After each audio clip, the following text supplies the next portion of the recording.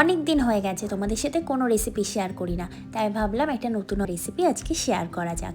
এই রেসিপিটার নাম হচ্ছে মাটন খিচুড়ি। এটা আমরা একটা রেস্টুরেন্টে খেয়েছিলাম, আর তারপর থেকে আমার আর আমার বরের মুখে জাস্ট লেগে আছে। তারপর একদিন হঠাৎ করে ও মাটন কিমা নিয়ে হাজির। এবার তো আমি রান্নায় অত পটু নই, খেয়ে যতটুকু বুঝতে পেরেছিলাম আর ইউটিউব রিসার্চ করেই রান্নাটা করে ফেলেছিলাম, কিন্তু ফার্স্ট ট্রাইতেই দারুণ হয়েছিল। ওরও খেয়ে ভীষণ ভালো লেগেছিল। আচ্ছা, এবার রান্নাটা করতে আমি এখানে কেটে নিয়েছি 2 থেকে 3টে আলু, আদা রসুন পেস্ট, এটা তোমরা তোমাদের পরিমাণ মতন দেবে। রয়েছে 2টো পেঁয়াজ কুচি, একটা বড় সাইজের টমেটো, 5 থেকে 6টা কাঁচা লঙ্কা, আর লাগবে মাটন কিমা। এবার তেলটা গরম হয়ে এলে দিয়ে দেবো গোটা জিরে, শুকনো লঙ্কা, তেজপাতা। এগুলো একটু ভাজা হয়ে এলে দিয়ে দেবো কেটে রাখা পেঁয়াজ কুচি, সেটাকে গোল্ডেন ব্রাউন করে ভেজে নিয়ে দিয়ে দেবো আদা রসুনের পেস্টটা। এবার এগুলোকে একটু ভেজে নিয়ে পরিমাণ মতো নুন, হলুদ আর মিষ্টিটা দিয়ে দেবো। এবার এগুলোকে একটু ভালো করে নাড়াচাড়া করে দিয়ে দেবো কেটে রাখা টমেটো কুচি আর কাঁচা লঙ্কা।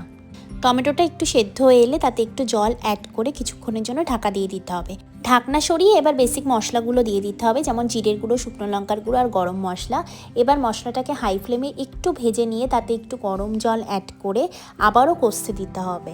এবার মশলা থেকে তেল ছেড়ে এলে মাটন কিমাটা অ্যাড করে আবারও ভালো করে নাড়াচাড়া করে এবার ভেজে রাখা আলুগুলো এর মধ্যে দিয়ে সামান্য একটু গরম জল অ্যাড করে আবারও একটু সেদ্ধ করে নিতে হবে।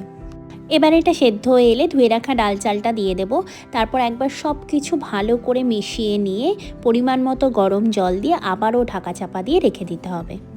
কিছুক্ষণ পর যখন ডাল চালটা একটু সেদ্ধ হয়ে আসবে, তার উপরে বেশ খানিকটা ঘি ছড়িয়ে দিতে হবে, টেস্টের জন্য অবশ্যই।